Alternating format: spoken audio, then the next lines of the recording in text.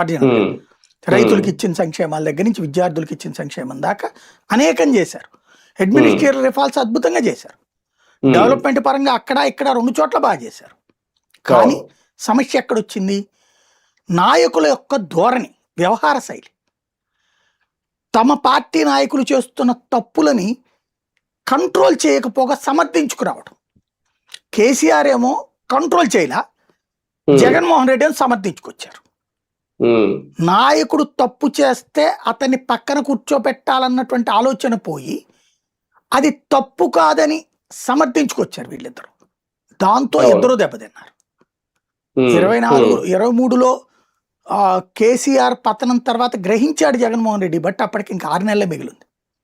తను సరిచేద్దాం అనుకున్న అప్పటికి కాలం అయిపోయింది. ఈ 2 చూశాక స్టాలిన్ జాగ్రత్త పడాల్సింది. అక్కడ ఏం జరుగుతున్నది? తమిళనాడులో స్టాలిన్ కొడుకు పరిపాలన నడుస్తుంది. అతను అహంభావి, అహంకారపూరితంగా మాట్లాడతాడు, హిందువులను దూషిస్తాడు, తోలనాడతాడు. అతని నాలెడ్జ్ ఎంత? వాడు అనకూడదు కానీ వాడు వాగిన వాగుడు, బలుపుతో కూడిన వాగుడు. పైగా హిందువులని అవమానించడానికి గొప్పగా ఫీల్ అవడం. వాడి దృష్టిలో సనాతన ధర్మం అంటే డెంగ్యూను మలేరియానా? చెప్పుచ్చు కొట్టేవాళ్ళు లేక.